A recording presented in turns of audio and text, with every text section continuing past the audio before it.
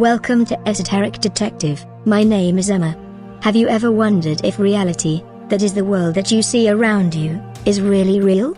Well, stay tuned as we bring you 6 things that might prove we are living in a simulated reality. Number 6. The idea that we are living in a matrix is taken seriously by real scholars. At least recently, it has. Ever since famed philosopher Nick Bostrom, of the University of Oxford, made the first serious academic exploration of the simulation argument.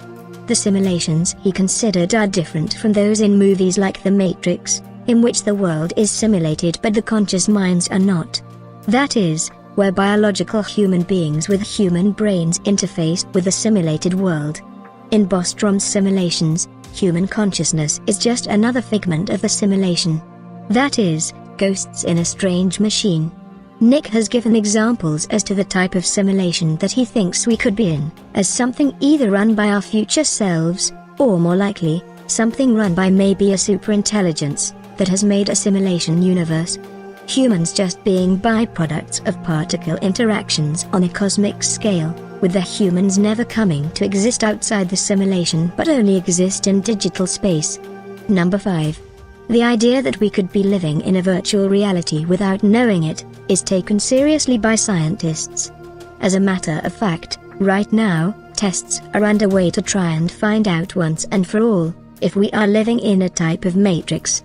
At the moment, physicists are testing for detectable glitches in our reality. That is, trying to find glitches that should not be there, as evidence of a computer simulation.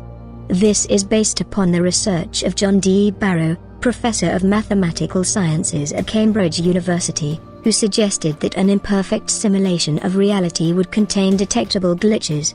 Just like your computer, the universe's operating system would need updates to keep working. As the simulation degrades, Dr. John Barrow suggests, we might see aspects of nature that are supposed to be static, such as the speed of light or the fine structure constant that describes the strength of the electromagnetic force. Number 4. The idea that we are living in a simulation seems plausible, given the massive rate at which our computer power is expanding. And the fact that humans are already creating simulations, whether it be in computer games or virtual real worlds, there seems to be a driving desire to create expanded worlds in which we can live and operate.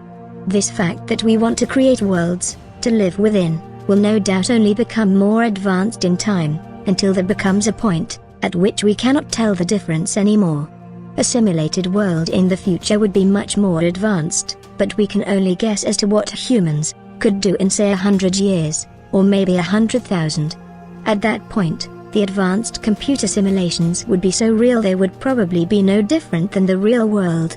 People inside the simulations might even make their own simulations, which would lead on to a strange mirror effect with simulations inside simulations. After that, who knows how deep the rabbit hole would really go. Number 4. Our reality, and indeed the greater universe, seems fine-tuned for life, and thus fine-tuned for human beings. It is like it was made, or programmed like that for a reason.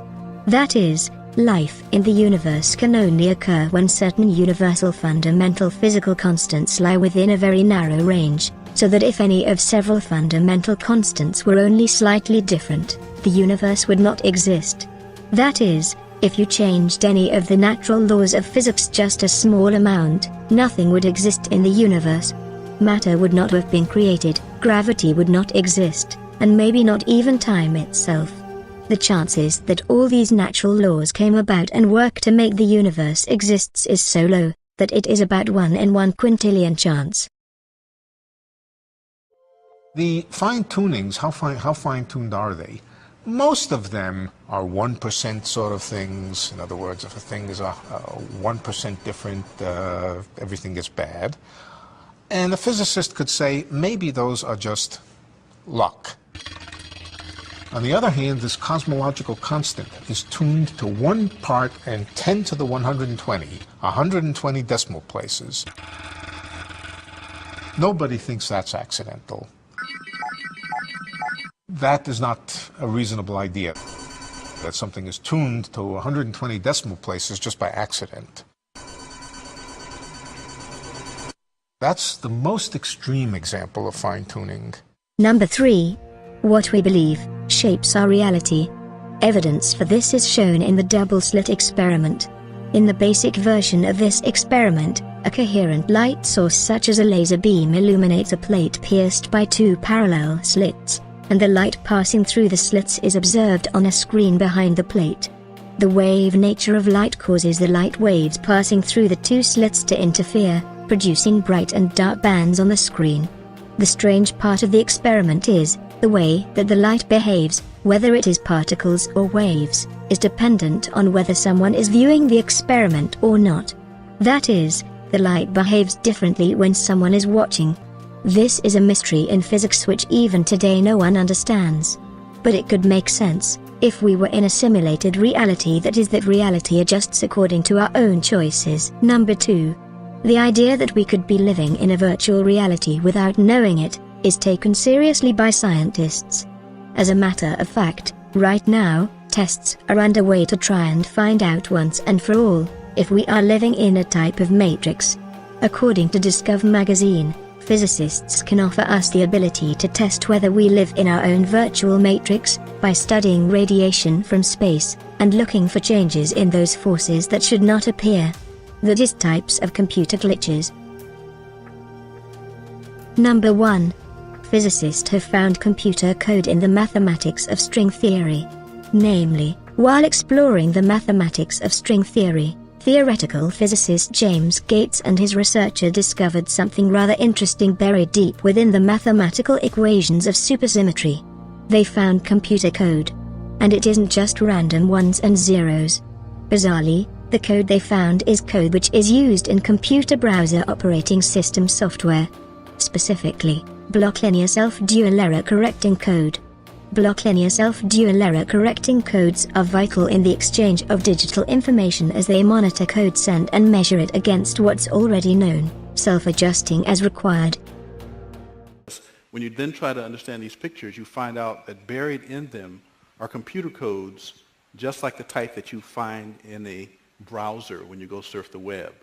You're saying your attempt to understand the fundamental operations of nature leads you to a set of equations that are indistinguishable from the equations that drive search engines and browsers on our computers. That is correct. So, wait, I have to just be silent for a minute here. So you're saying as you dig deeper, you find computer code writ in the fabric of the cosmos. Into the equations that we want to use to describe the cosmos, yes. Computer code. Computer code, strings of bits of ones and zeros. It's not just sort of resembles computer code, you're saying it is computer code. It's not even just is computer code, it's a special kind of computer code that was invented by a scientist named Claude Shannon in the 1940s. That's what we find very, very deeply inside the equations that occur in string theory and in general in systems that we could say are supersymmetric. Did you like the video? If you did, please give it a thumbs up. And if you have any ideas or questions you want to share, please do share them in the comments section. And in the meantime, this is Emma, from Esoteric Detective, and thanks for watching.